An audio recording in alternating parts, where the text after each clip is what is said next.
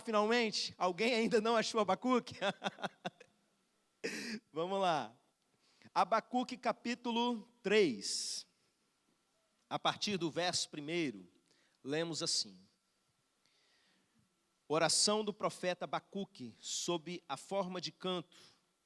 Tenho ouvido, ó Senhor, as tuas declarações e me sinto alarmado. Aviva a tua obra, ó Senhor, no decorrer dos anos, e no decurso dos anos faze-a conhecida. Na tua ira, lembra-te da misericórdia. Amém, meus irmãos? Vamos orar mais uma vez? Ore pela minha vida nesse momento. E ore pela sua vida, para que você saia daqui mais avivado nessa noite.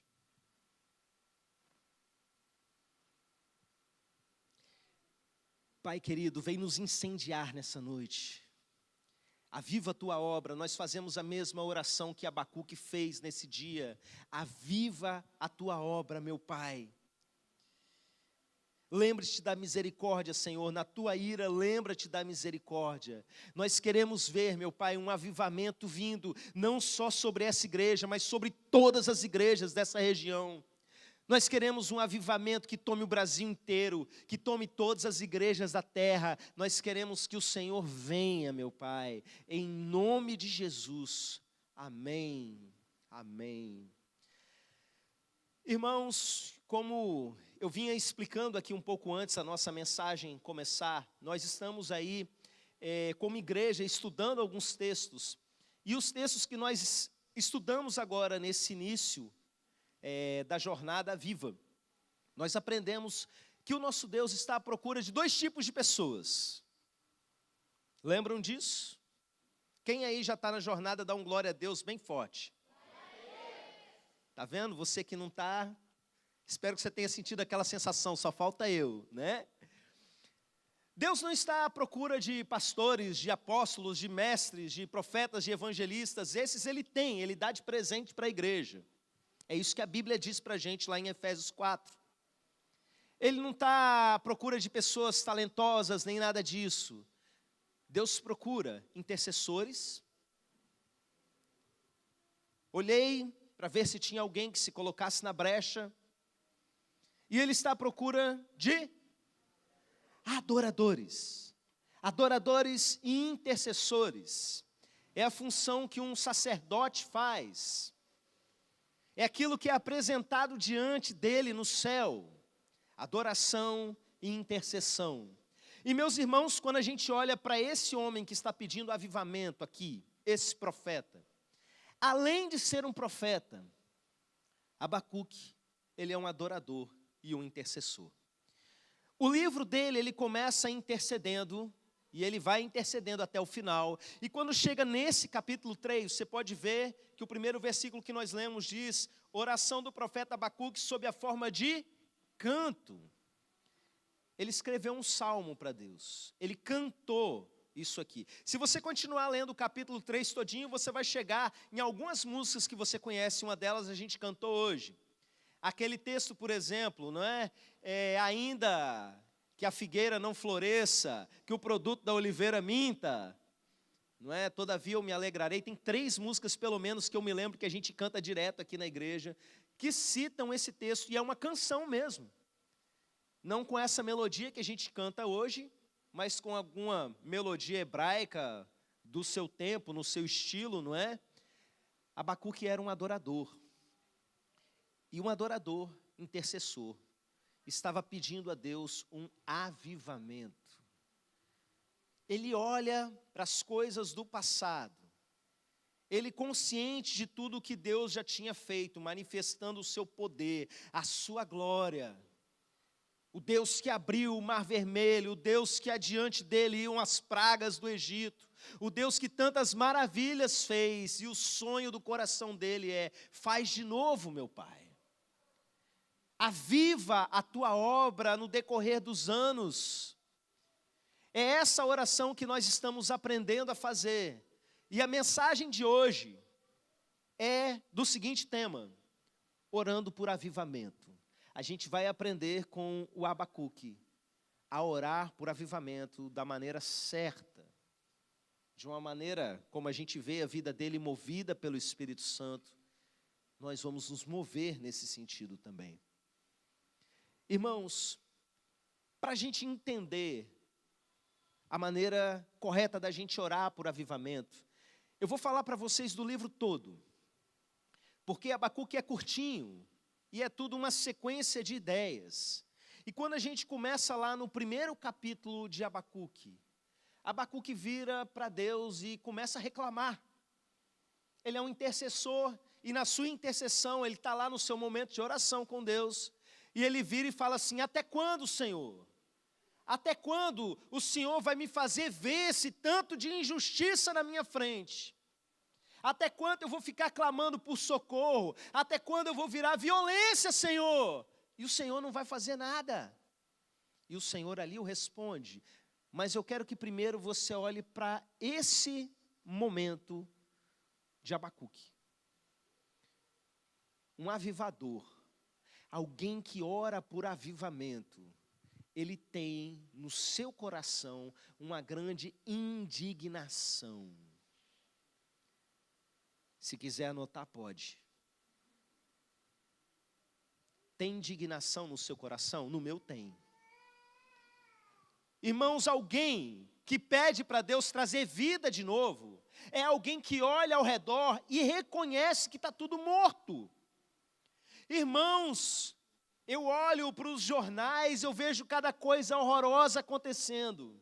Cada coisa desesperadora. Eu sei que muitos de vocês preferem nem ver, porque faz mal para a alma. Algumas pessoas que já são doentes nas suas emoções, os próprios psicólogos falam, não vai ver jornal não. Mas nós que somos proféticos, meus irmãos, nós vivemos isso que Abacuque vive. A gente olha e fala: Senhor, o Senhor está me fazendo ver isso. Eu me lembro de uma música da minha adolescência que o poeta dizia assim: gostaria de não saber desses crimes atrozes, é todo dia agora. Irmãos, teve um crime há poucos dias atrás que eu li a respeito, eu não comentei nem com a Jennifer, senão ela ia ficar deprimida. Eu senti vontade de inserir aqui no meio da mensagem para ilustrar, e eu senti: eu não vou fazer isso com vocês, porque eu fiquei mal o resto da semana. É coisa ruim que se faz, e quando mexe com criança, então, o desespero que me bate é ainda maior. Até quando a gente vira e fala: Jesus, volta logo. Olha a situação que o mundo se encontra. E quando a gente olha para o povo de Deus, e quando a gente olha para a igreja de Cristo, irmãos, a situação ainda é desesperadora quando a gente vê homens de Deus se desviando, se debandando para ativismo políticos mais infantis, incoerentes, corruptos muitas vezes, idolatrando políticos, tomando partidos malucos.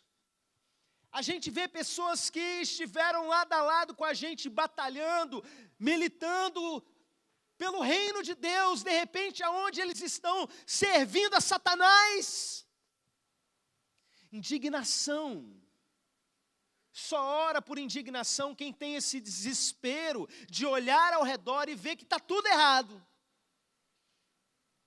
E não concordar com aquilo que está se passando.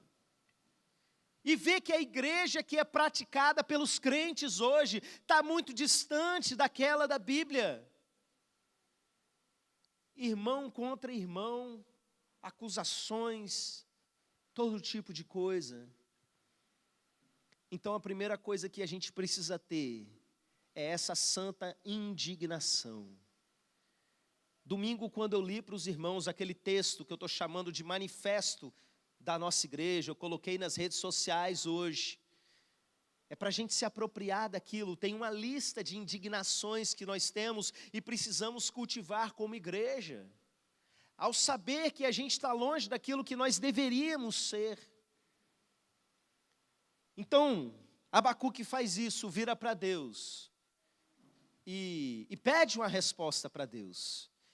E Deus ali o responde dizendo: meu filho, eu vou fazer algo tão forte que se contassem para vocês, vocês nem iam acreditar. É inacreditável o que eu vou fazer.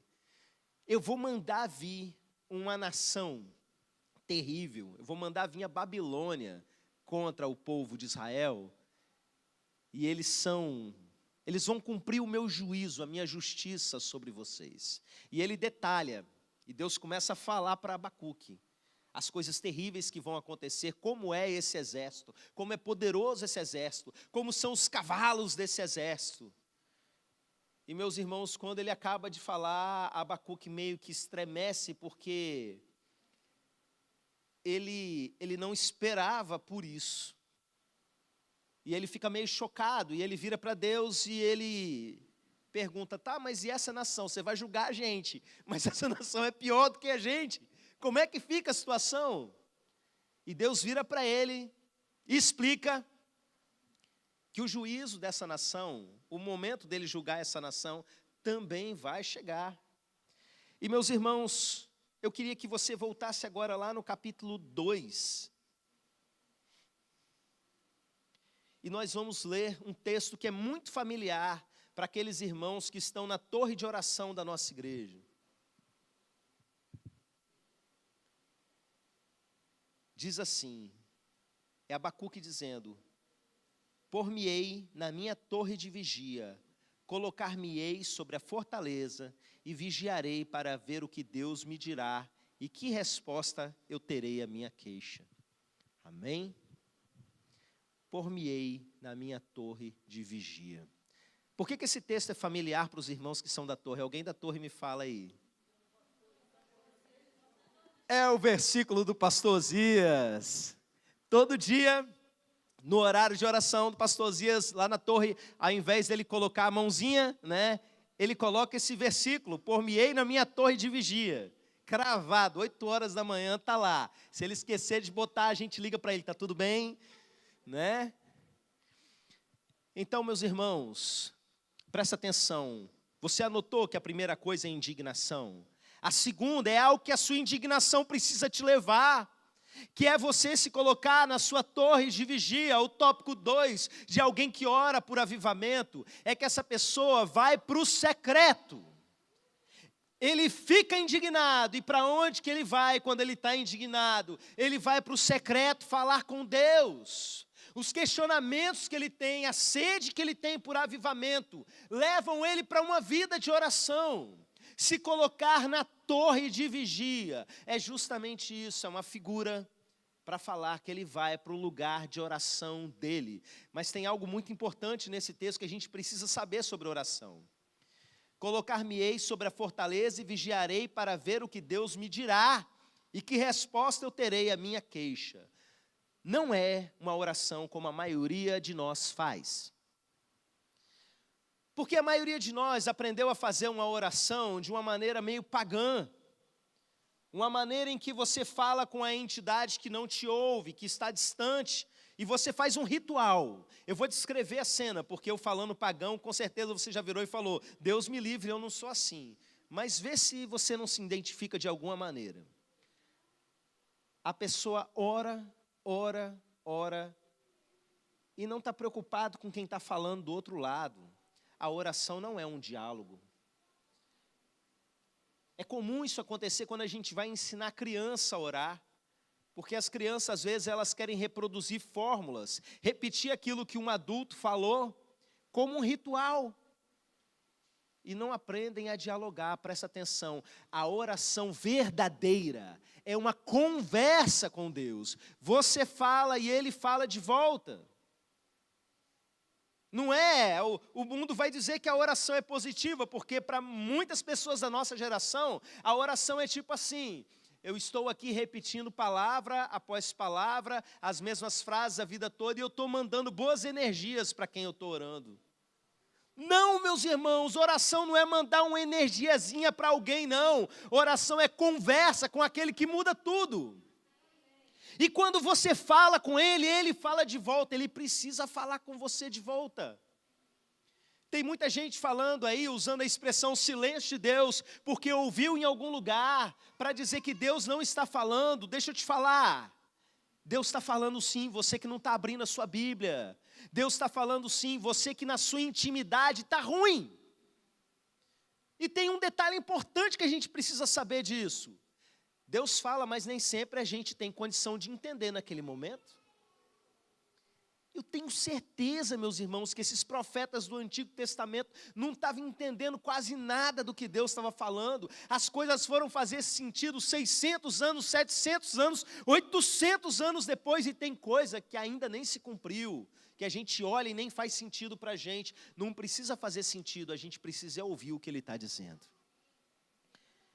Eu olho para a visão de Pedro. Pedro foi para um lugar secreto de oração. Pedro, era mais ou menos o horário do almoço, ele subiu para orar, e ele começou a sentir fome. Isso lá no livro de Atos, aquele episódio da conversão de Cornélio, da família dele, né? Pedro está na casa de um irmão, Simão, o curtidor. Ele sobe lá no terraço, está lá orando, e ali naquele momento de fome, ele começa a ter uma visão em que descia um lençol com uma porção de criaturas que a lei dizia que era impuro, que ele não podia comer. E Deus vira para ele e fala assim: mata e come. Aí ele: como, Senhor? Eu nunca comi nada que fosse impuro. E Deus vira para ele e fala assim: não chame de impuro o que Deus purificou. E Pedro é teimoso, porque Deus manda a mesma visão 3 vezes para ele. E ele dá a resposta para Deus. Mas por que eu estou contando essa visão de Pedro? Porque quando a visão acaba, chegam os homens e batem lá fora chamando por Pedro. E o texto diz assim para a gente: estava Pedro ainda tentando entender o significado da visão. Aí eu olho e falo assim: você também, né, Pedro? Não sou só eu, não. Demora para entender as coisas. Às vezes Deus me dá um texto, eu fico: é nesse mesmo, Deus? E fico a tarde inteira. Não, é nesse mesmo, até entender a mensagem. Era esse mesmo. Deus fala. Não necessariamente você vai entender. Mas entenda, gente, uma oração por avivamento nunca vai ser uma oração ritualística. Não vai ser simplesmente vamos fazer um propósito, e nesse propósito nós temos um ritual. Todos os dias nós vamos pedir um avivamento e ao final a gente vai cumprir um ritual e vai acontecer. Não, não é assim. É uma conversa. É uma conversa que parte de um coração indignado. É uma conversa de alguém que entende que está falando com aquele que pode mudar tudo. Então, primeiramente, para a gente orar por avivamento, indigne-se. Não feche os seus olhos para tudo de errado que está acontecendo. A vida não é cor-de-rosa. E essa sua indignação vai ser usada por Deus como? No seu lugar secreto. Você vai para a oração. Eu sei que quando nós lemos os textos aí no nosso propósito, muitos de vocês estão se espantando. Eu acho lindo as coisas que vocês estão escrevendo. Meu Deus, nós precisamos mesmo ser adoradores, intercessores. Mas a pergunta que eu faço é: qual posicionamento vocês estão tomando a partir disso? Algo precisa acontecer, meus irmãos. Algo precisa mudar daquilo que você já está. A cada nível de revelação que Deus nos dá, vem um nível maior de responsabilidade, de resposta que nós precisamos dar. E nós chegamos nesse mesmo versículo, a terceira coisa que o intercessor precisa aprender. Por-me-ei na minha torre de vigia, colocar-me-ei sobre a fortaleza e vigiarei, para ver o que Deus me dirá e que resposta eu terei da minha queixa. Abacuque, a partir do momento que ele ora, ele espera por uma resposta. A oração por avivamento, ela vem acompanhada por uma coisa chamada espera. A gente lê ali, daqui a pouco eu vou falar para vocês a respeito da resposta que ele teve. Aliás, deixa eu adiantar, falar logo. Lá na frente, quando ele vira para Deus e fala: aviva a tua obra, volta lá no capítulo 3. Aviva, verso 2, metade do verso 2 para frente. Aviva a tua obra, ó Senhor, no decorrer dos anos, e no decurso dos anos, faze-a conhecida na tua ira, lembra-te da misericórdia. Olha o verso 3 agora. Deus vem de Temã, e do monte Parã vem o santo. A sua glória cobre os céus e a terra se enche do seu louvor. O seu resplendor é como a luz, raios brilham da sua mão. E ali está velado o seu poder. E ele continua o texto, como em muitos salmos que nós lemos na Bíblia, falando sobre o agir de Deus, aquilo que a gente chama de teofanias, da terra tremer, de sair relâmpagos e tantas coisas acontecerem. Um detalhe curioso, meus irmãos, dessa resposta, eu estava estudando a respeito desse texto hoje, e os especialistas no texto hebraico dizem que o tempo verbal aqui não fica claro se está falando de passado, presente ou do futuro. Para a gente está traduzido como presente. Mas a resposta ao avivamento é: Deus veio. Deus vem de Temã.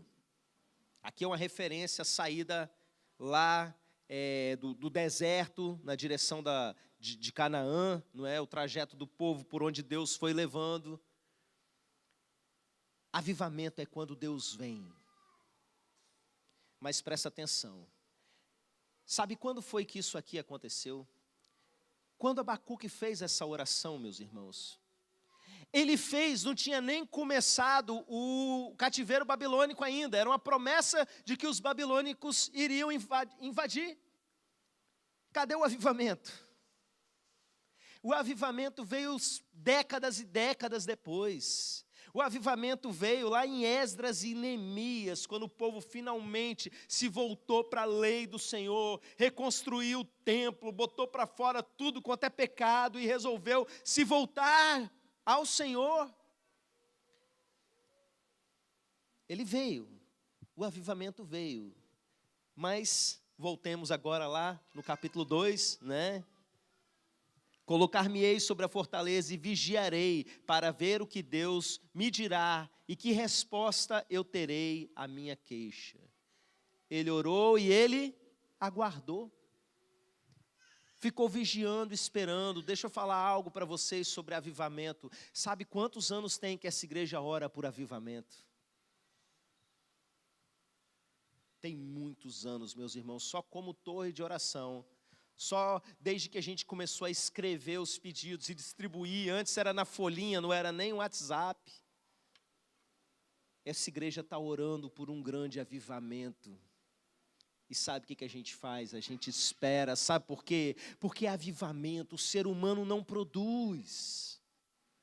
Não tem a ilusão de achar que uma campanha numa igreja produz um avivamento. Avivamento vem de Deus. O que nós podemos fazer? Isso, orar e esperar. Orar mais ainda e esperar mais ainda. Eu sei que ondas vão acontecer, nós já vivemos várias ondas na igreja. E a promessa de Deus: achegai-vos a Deus e Ele se chegará a vós. Por isso, sem medo de errar, eu digo, vai acontecer alguma coisa a partir desses 40 dias. Não tem erro. Ele vem. Ondas de avivamento, mas eu estou falando de um avivamento pleno, não simplesmente uma onda, algo realmente de permanente, sabe? Algo, como vocês vão aprender no decorrer desses estudos, algo muito maior do que vocês podem imaginar. Você precisa aprender a esperar. É possível que a gente viva a partir desses 40 dias um avivamento pleno, mas pode ser que nem seja para essa geração. Pode ser que Deus queira que a gente prepare os nossos filhos para o avivamento que virá, trazendo a eles fundamentos para suportar o que está para vir pela frente. Existe um paralelo que eu consigo enxergar nesse texto, meus irmãos, com o fim dos tempos. É um texto que está tratando do tratamento que o povo de Israel sofreu. O povo de Israel vinha numa perdição só. Eles receberam a lei de Deus, a lei perfeita de Deus para eles, para aquele contexto. Meus irmãos, e eles abandonaram o Senhor e começaram a servir outros deuses, que a Bíblia chama, inclusive no próprio Antigo Testamento, de demônios. A ponto de, ao invés de cultuar a Deus, eles iam cultuar os demônios, ou pior, iam de manhã cultuar demônio e de tarde, no fim da tarde, iam para o templo apresentar sacrifício. Eles cantavam que os filhos eram a herança do Senhor, mas queimavam os próprios filhos num ritual satânico. para demônios ali cultuados na região onde eles viviam. Irmãos, Deus mandou os profetas falarem por muito tempo. Deus mandou várias situações para provar o povo, até que chegou o momento em que o último tratamento de Deus era passá-los pelo fogo da provação, pelo cativeiro babilônico. A gente lê a história do cativeiro, é horroroso, meus irmãos. E fura olho de rei, e pega os filhos do rei e matam todos eles na presença dele. E morre gente para um lado, morre gente para o outro, e a gente fica assim, meu Deus, quanta desgraça. Mas vou falar uma coisa para vocês, aquilo era o último recurso de Deus. Porque depois do cativeiro babilônico, desses 70 anos de exílio, nunca mais o povo de Israel se voltou para outros deuses. O terreno foi preparado para a vinda do Messias. O povo foi para o extremo. Os fariseus no tempo de Jesus estavam assim, obcecados pela lei, a ponto de esquecer o princípio. Mas a idolatria para os outros deuses nunca mais. Hoje, no Estado de Israel moderno, tem muitos ateus lá, né? Mas eu ouvi uma piada uma vez a respeito do judeu ateu, que ele fala assim: só há um Deus e nós não acreditamos nele. O cara é ateu. Só existe um Deus e ele não existe.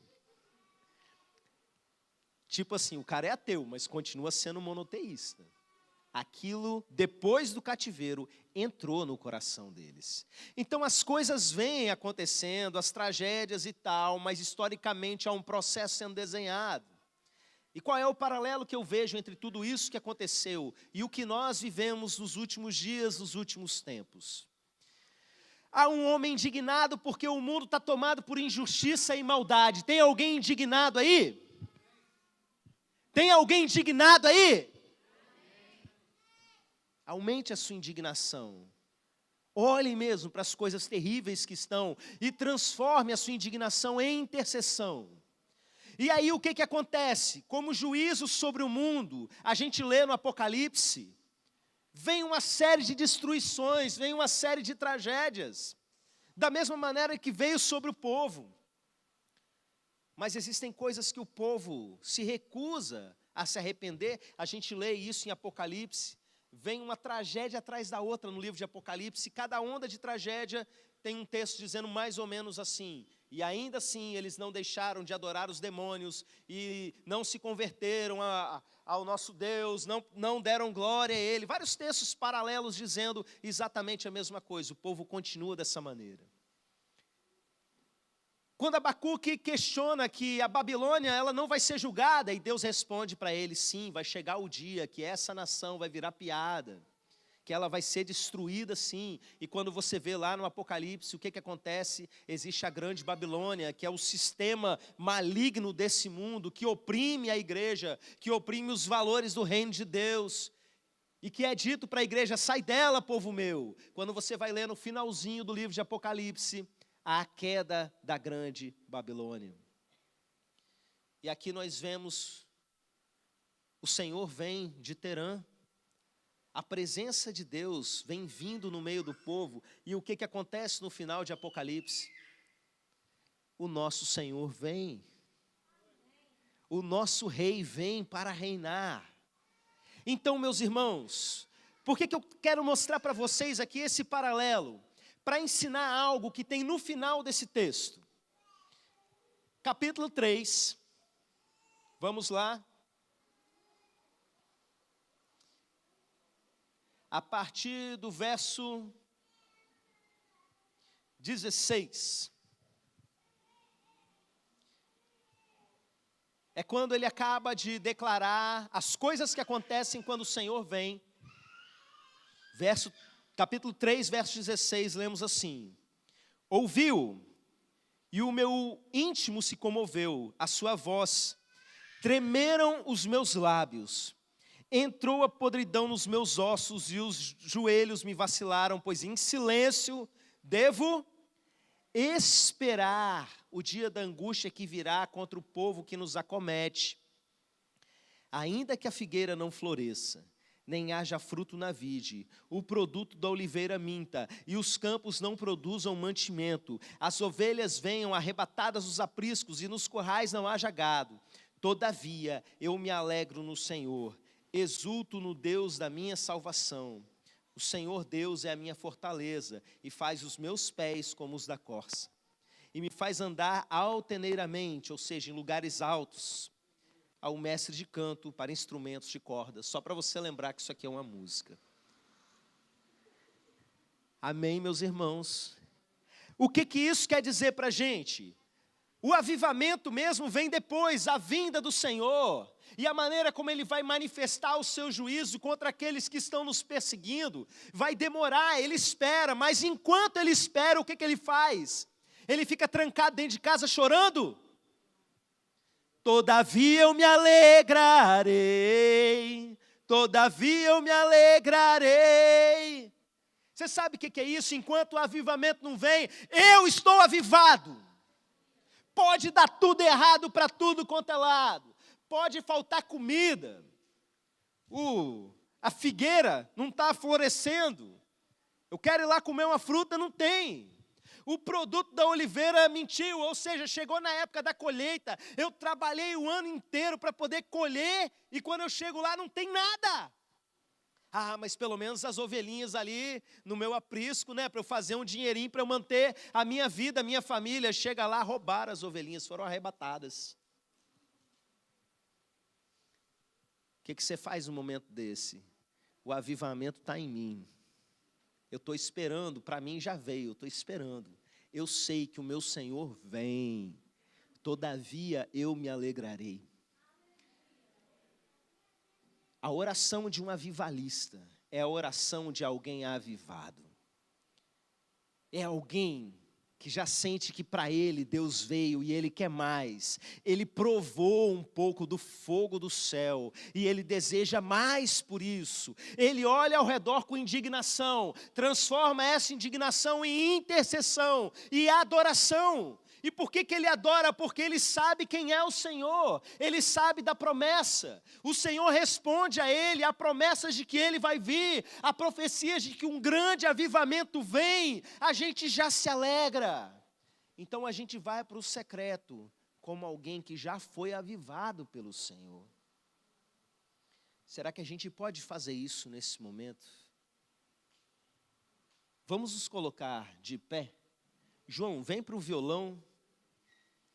O João vai fazer o último versículo aqui para a gente, ao mestre de canto para instrumento de cordas.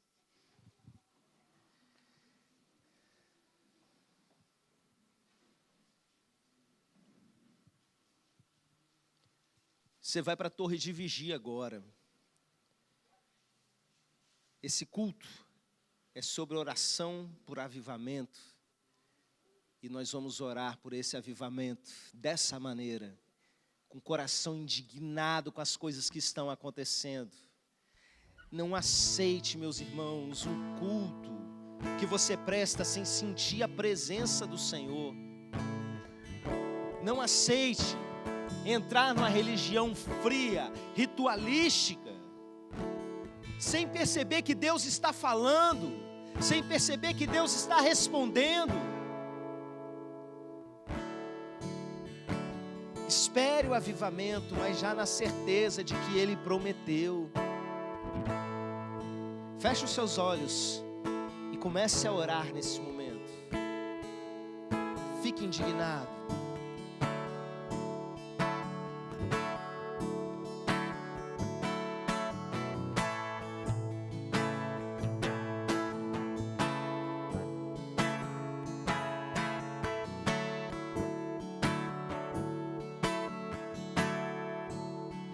Pai, nós não aceitamos essa situação que a igreja brasileira se encontra, onde tantos estão se perdendo dentro das próprias igrejas, ambientes, meu Pai, onde o Senhor foi colocado para fora, onde pessoas estão sendo enganadas, extorquidas, ensinadas um falso evangelho, cantando canções chamando de louvor, mas que não adoram ao Senhor. Nós não aceitamos, meu Pai, fazer orações que não sejam diálogos verdadeiros contigo, meu Pai. Nós não aceitamos, meu Deus, viver num tempo sem manifestações de milagres, sem ressurreição de mortos. Em nome de Jesus, meu Pai, aviva a tua obra, aviva a tua obra, incendeia o teu povo, faz uma transformação de caráter. Santifica os púlpitos das tuas igrejas, meu Pai. Incendeia os pregadores, incendeia os líderes. E que no rebanho todos saibam o seu lugar, o seu espaço, o seu ministério, nesse grande corpo que é o teu corpo, Senhor. Aviva o teu corpo, meu Pai. Que cada igreja seja uma base missionária, um local de adoração, de gente apaixonada pela tua presença, meu Pai, gente apaixonada pelo Senhor. Nós amamos a tua vinda, meu Pai, oramos e aguardamos a tua vinda, Senhor, com o coração cheio de alegria. Mesmo quando estivermos diante das pragas apocalípticas, nós queremos, meu Pai, poder dizer: todavia eu me alegrarei no Senhor. O Senhor é a nossa rocha, o Senhor é a nossa salvação. Nós te amamos, Senhor, nós desejamos ao Senhor. Aleluia! Eu tenho um Deus que não vai deixar essa luta me matar, o desespero me tomar. Por mais pressão que seja a situação, o controle ainda está na palma de suas mãos. O choro dura uma noite, mas a alegria, ela vem pela manhã. Eu creio, eu creio. O choro dura uma noite, mas a alegria, ela vem pela manhã. Eu creio, eu creio. E ainda que a figueira não floresça e não haja fruto na vide, e o produto da oliveira minta, todavia eu me alegrarei, todavia eu me alegrarei, todavia eu me alegrarei.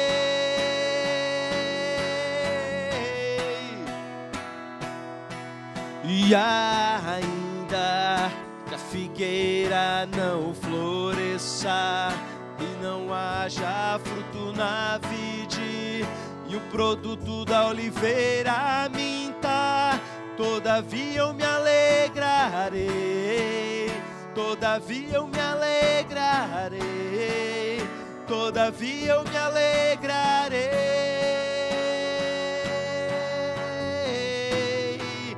Todavia eu me alegrarei, todavia eu me alegrarei, todavia eu me alegrarei. Agora você vai levantar a sua voz e vai começar a clamar pela presença, e vai concordar com o seu irmão em oração. Aviva a tua obra, Senhor. Vamos levantar um clamor nesse momento, por avivamento. Levante a sua voz, faça um clamor agora.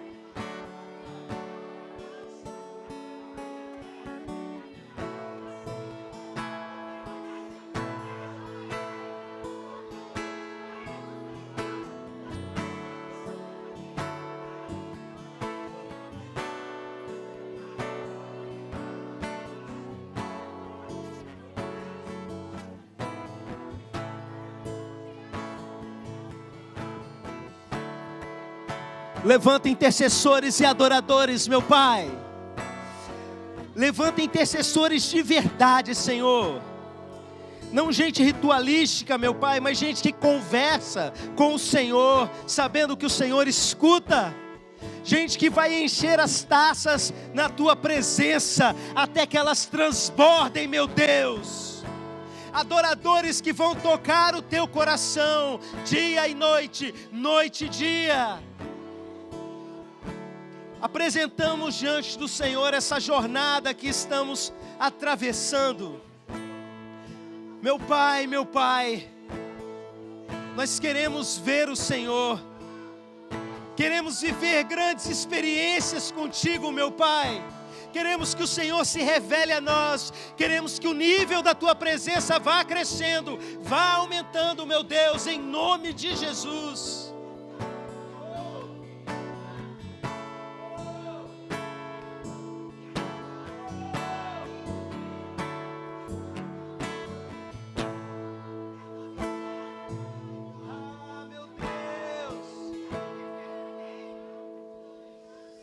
Vem, Senhor, vem, meu Deus. Que nenhum de nós desanime, meu Pai. E que os outros irmãos que ainda não entraram nessa campanha, que eles entrem. E que a gente viva isso em unidade, meu Pai. Em nome de Jesus. Em nome de Jesus. Amém. Amém. Você pode aplaudir ao Senhor bem forte. Aleluia!